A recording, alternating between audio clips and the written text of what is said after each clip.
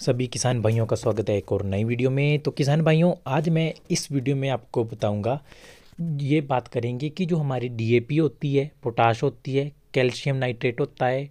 Zinc होता है, हमारा सल्फेट होता है, माइक्रो न्यूट्रिएंट्स होते हैं, जो भी हमारे एनपीके होते हैं, ये टमाटर की खेती के लिए आवश्यक होते हैं या नहीं होते हैं, कब इनको डालना चाहिए और कब नहीं। पूरी जानकारी टमाटर की खेती से रिलेटेड आपको आज जानकारी दूंगा किसान भाई। अगर आपको ये वीडियो अच्छी लगे तो लाइक करना, चैनल को सब्सक्राइब करना और ज़्यादा से ज़्यादा वीडियो को शेयर करना, ताकि मेरे को भी सपोर्ट मिले और मैं आपके लिए इसी प्रकार से खेती बाड़ी से रिलेटेड बढ़िया वीडियो लेकर आता रहता हूँ। तो किसान भाई, जो भी मैंने आपको खाद के नाम बताए, जैसे हमारा डीएपी हो गया, पोटाश हो गया, हमारा कैल्शियम नाइट्रेट हो गया, जिंक सल्फेट हो गया, माइक्रो न्यूट्रिएंट हो गए, एनपीके हो गई हमारा, और बहुत से हमारे आज के टाइम पे आपको बताया रासायनिक हमारे जो होते हैं फर्टिलाइज़र आते हैं। ये एक हिसाब से फर्टिलाइज़र होते हैं जो कि हमारी खेती के लिए बहुत बढ़िया होते हैं, जो कि खेती बाड़ी में ग्रोथ का एक बहुत बड़ा काम करते हैं। ठीक है किसान भाइयों। तो किसान भाइयों, अगर बात करें हम टमाटर की खेती में, तो टमाटर की खेती में आपको पता है कि हमारे टमाटर जो लगते हैं एक बहुत ही ज़्यादा हाई प्रोडक्शन लगती है, और उसके लिए उतनी ज़्यादा हमें न्यूट्रिएंट्स चाहिए होते हैं, हमारी खेती के लिए पोषक तत्व चाहिए होते हैं हमारी मिट्टी में, जिससे कि हमारा पौधा ज़्यादा से ज़्यादा ग्रो हो और जितने भी हमारे टमाटर के फल लगे उनका प्रॉपर साइज़ बन सके और बढ़िया हमारी प्रोडक्शन हो सके। तो किसान भाइयों, मैं तो आपको यही बात कहना चाहता हूँ। देखो, आज के टाइम पे आपको पता है कि जितनी भी हमारी खेती अवेलेबल है, चाहे किसी भी प्रकार की खेती करें, वो रासायनिक खादों के ऊपर ही डिपेंड है। जितनी भी हम आजकल किसी भी चीज़ का प्रयोग करते हैं, किसी भी खेती को करते हैं, तो सबसे पहले तो हमारी खादें डाली जाती है। आपको पता है डीएपी होगी, पोटाश होगी हमारी ना, जिंक हो गया, या हमारा आयरन के लिए बहुत सी हम इस प्रकार की रासायनिक खादें डालते हैं। इनका कोई नेगेटिव इफेक्ट ये किसान भाइयों कि धीरे धीरे हमारी मिट्टी का जो उपजाऊपन था आज से 7-8 साल पहले या 10 साल पहले, वो हमारी मिट्टी का उपजाऊपन बिल्कुल ही जीरो हो चुका है। किसी भी प्रकार के कोई माइक्रो न्यूट्रिएंट्स हमारी मिट्टी में नहीं बचे हैं। पता क्या होता था पहले किसान भाई, हमारे क्या होता था कि गोबर खाद का 90% सभी यूज़ करते थे किसान भाई, ज़्यादा से ज़्यादा गोबर खाद डालते थे, जिससे क्या होता था कि ये इसी प्रकार के सब न्यूट्रिएंट्स, चाहे आप हाई यील्ड टोमेटो लगाओ तो भी हमारे क्या होता था कि हर पौधे हमारी ग्रोथ बढ़िया होती थी, हर प्रकार के प्रोडक्शन के लिए बहुत ही बढ़िया होता था। लेकिन आज के टाइम पे क्या किया है कि जितनी ज़्यादा खादें आती है उनका प्रयोग कर हमारी खेती जहरीली हो चुकी है, और बिना डीएपी, बिना पोटास, इन प्रकार की खादों से आज के बहुत से क्षेत्रों में और बहुत से किसान भाइयों का तो यह हाल है कि उनकी खेती में कुछ भी नहीं हो पा रहा है। अगर वो पौधे लगा भी दे रहे हैं तो वो ग्रोथ ही नहीं हो रही है उनकी, वो कम प्रोडक्शन दे रहे हैं, बिल्कुल जीरो के बराबर। तो किसान भाई, अगर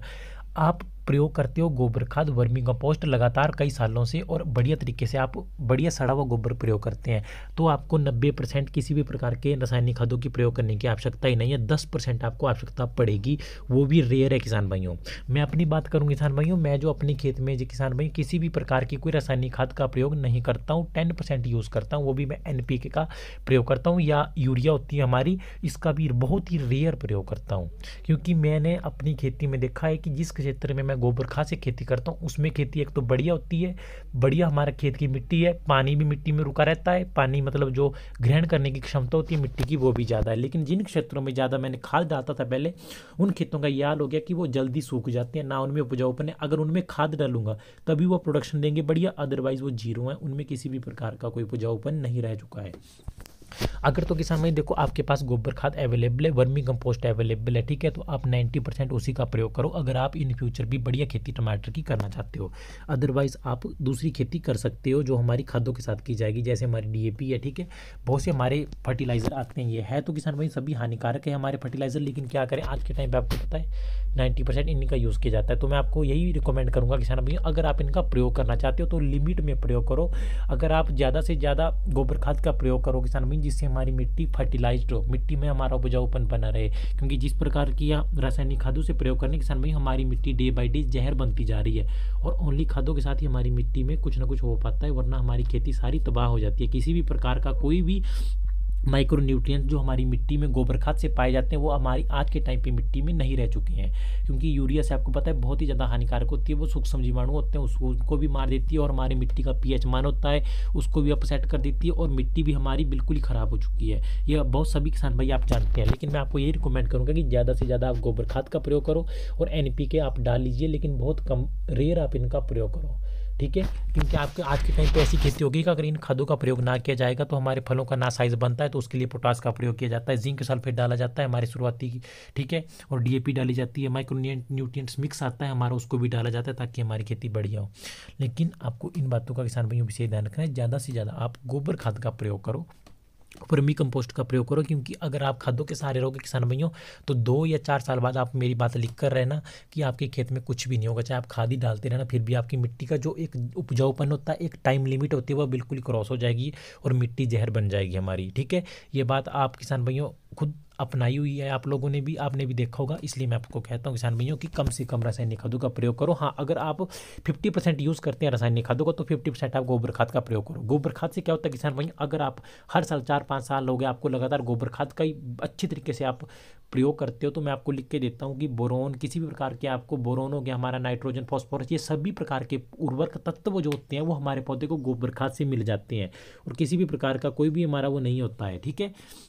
और विशेष बातों का ध्यान रखो किसान भाई,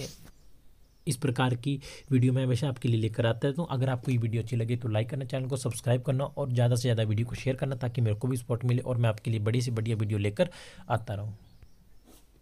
और किसान भैया, आज के टाइम पे आप सभी को पता है कि जो हमारे टमाटर की खेती हम जब करते हैं तो फूल आने के लिए भी हम एक स्प्रे का मेडिसिन का प्रयोग करते हैं, चाहे वो इसाबियोन हो आपकी, चाहे आपकी होशी हो या किसी भी ब्रांड की आपकी अदर ब्रांड। तो वो जो स्प्रे होती है किसान भैया फूल आने की, वो ग्रोथ जनरेटर होती है, वो भी एक प्रकार का फर्टिलाइज़र होता है जो कि हमारे पौधे को बढ़ने के लिए पोषक तत्व देता है, जिससे हमारा पौधा,